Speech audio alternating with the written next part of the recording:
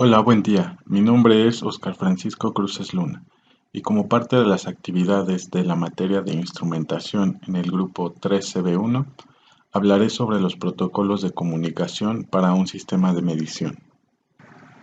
Durante esta exposición se abordarán los siguientes temas: una breve introducción, la clasificación de los buses de transmisión en instrumentos digitales por tipo de transmisión, por distancia y por protocolo.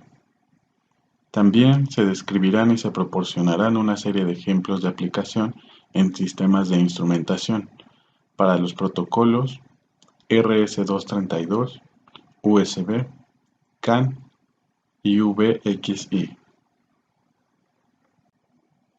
Me gustaría comenzar esta exposición definiendo qué es un bus de comunicación.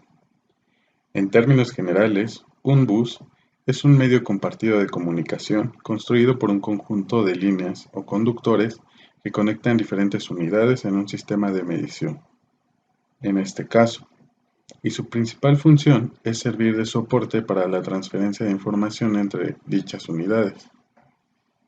Ahora bien, existen diferentes maneras en las que es posible clasificar un bus de comunicación. En esta presentación hablaremos de estas tres clasificaciones. La primera, por la forma en que se realiza la transferencia de datos. La segunda, por la distancia en la que un bus comunica unidades en un sistema de medición. Y finalmente, por el tipo de protocolo utilizado para la comunicación. Comencemos hablando de la clasificación de un bus de comunicación por el tipo de transmisión. A la hora de transferir datos, las unidades pueden utilizar dos métodos: la transmisión serie y la transmisión paralela. En la transmisión serie, los datos se envían poco a poco de una unidad a otra de forma bidireccional. Cada bit tiene su frecuencia de pulso de reloj. Como datos importantes a considerar cuando se habla de transmisión en serie, tenemos los siguientes. Hay dos subclases. La comunicación puede ser síncrona o asíncrona. En la transmisión asíncrona se suele añadir un bit adicional a cada byte para que el receptor esté alerta sobre la llegada de nuevos datos.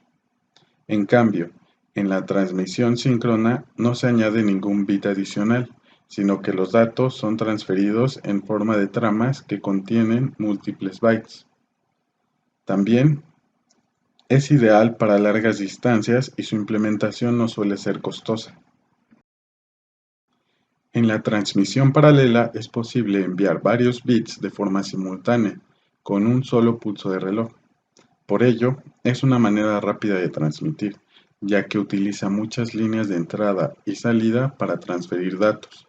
Este tipo de comunicación es ideal para distancias cortas.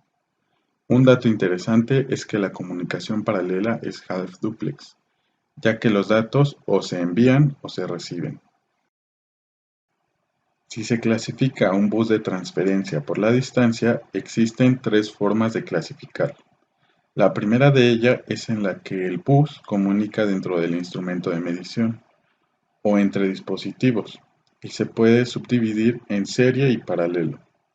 En el caso de los buses paralelos, tenemos por ejemplo la que se da entre los propios procesadores y sus distintos componentes, como pueden ser el bus de direcciones, el bus de datos, el bus de control, entre otros.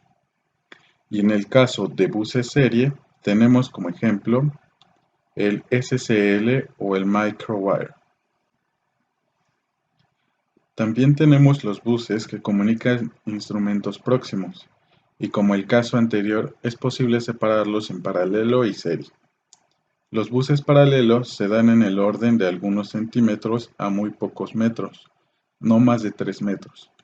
Y tenemos algunos protocolos como lo son el IEEE 488 y el VXI, que veremos más adelante.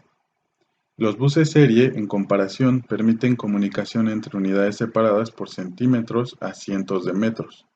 Claro, según sea el bus y la red. Un ejemplo muy interesante de ellos es el bus que usa el protocolo CAN, que también veremos a continuación con más detalle. Por último, en la clasificación por distancia de los buses de comunicación, tenemos al bus que comunica instrumentos de forma remota y en distancias muy largas. Con esto ya se habla de redes de área amplia. Para terminar con la clasificación de los buses de comunicación, como vemos en la diapositiva, se pueden clasificar por el tipo de protocolo que se implementa, el cual puede ser a nivel de bit, de palabra o a nivel de mensaje, como en el protocolo VXI, denominado WSP por sus siglas en inglés Word Serial Protocol, donde se proporcionan normas básicas para la comunicación serie con diferentes comandos de alto nivel que puede soportar un instrumento. A continuación, hablaré sobre algunos protocolos y mencionaré algunos ejemplos de la aplicación de los mismos en sistemas de instrumentación, comenzando por el protocolo RS-232. RS-232 es un protocolo con 55 años de antigüedad y una de las principales razones por las que ha sobrevivido durante más de 5 décadas es porque se trata de un protocolo útil, de bajo nivel y con unas directrices operativas bastante flexibles. Los datos que se envían a través de líneas RS-232 son simplemente impulsos de tensión positivos y negativos, relativos a una referencia de tierra. Este grupo de pulsos enviados a un dispositivo son cronometrados en una unidad receptora y decodificados después. En otras palabras, este protocolo define un marco eléctrico general relativamente flexible para transmitir y recibir impulsos eléctricos. En un inicio, la única aplicación del estándar de comunicación RS-232 era la conexión de máquinas de escribir electromagnéticas y sus ordenadores anfitriones centrales, comúnmente conocidos como sistemas de teletipo. Cuando posteriormente se desarrollaron máquinas electrónicas e instrumentos de medición cada vez más avanzados, las adaptaciones patentadas llevaron a asignaciones de pines, conectores y niveles de tensión de señal no estándar, y a la implementación de este tipo de interfaz en equipos tan comúnmente usados como manómetros digitales, medidores de pH, medidores de fuerza, multímetros, entre muchos otros. El bus universal en serie, mejor conocido por sus siglas en inglés USB, es sin duda uno de los más conocidos y utilizados. Es un bus de comunicaciones basado en una arquitectura de tipo serial, que sigue un estándar en el que se definen los cables, conectores y protocolos usados en un bus para conectar, comunicar y proveer de alimentación eléctrica, computadoras, periféricos y dispositivos electrónicos. Una característica de la arquitectura USB es que puede proporcionar fuente de alimentación a los dispositivos con los que se conecta, con un límite máximo de 15 volts por dispositivo. Para poder hacerlo, utiliza un cable que consta de 4 hilos, la conexión a tierra, la alimentación del bus y 2 hilos de datos llamados D- y D+. El estándar USB permite que los dispositivos se encadenen mediante el uso de una topología en bus o de estrella. Por lo tanto, los dispositivos pueden conectarse entre ellos tanto en forma de cadena como en forma ramificada. La comunicación entre el host y los dispositivos se lleva a cabo según un protocolo basado en el principio de red en anillo. Esto significa que el ancho de banda se comparte temporalmente entre todos los dispositivos conectados. Su éxito ha sido tal que ha desplazado a conectores como el puerto serie y el Apple Desktop Bus, entre otros, y por esa razón es muy común encontrar este protocolo incorporado en múltiples instrumentos de medición, desde microscopios hasta osciloscopios.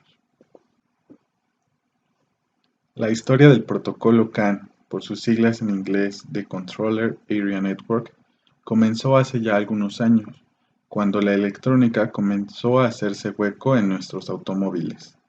Al principio, los dispositivos electrónicos que montabas en un vehículo se podían contar con los dedos de una mano, y si necesitaban comunicarse unos con otros, se hacía mediante cables directos, punto a punto. Sin embargo, a medida que iba avanzando la tecnología, eso fue cambiando. Cada vez había más artefactos eléctricos en el coche, y el cableado de los vehículos comenzó a hacerse muy complejo.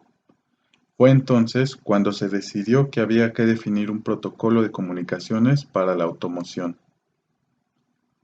El protocolo fue desarrollado por Bosch para aplicarlo en la industria del automóvil.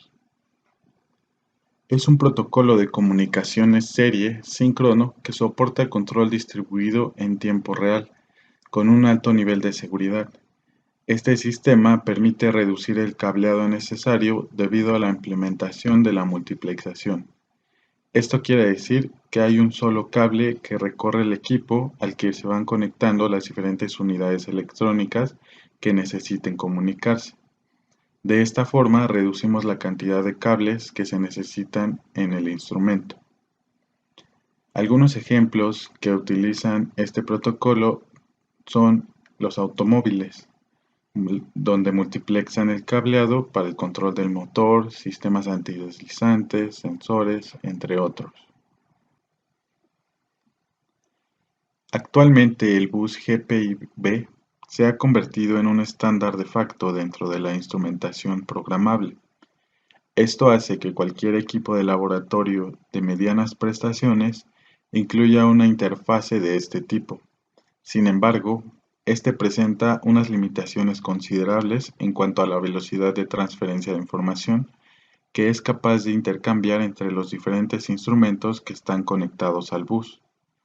Esta limitación hace que este bus no sea idóneo para aplicaciones donde se requiera manejar una gran cantidad de información en tiempo real. Para soslayar estos inconvenientes, existen en el mercado otros buses cuya velocidad de transferencia permite que se pueda utilizar en aplicaciones en tiempo real.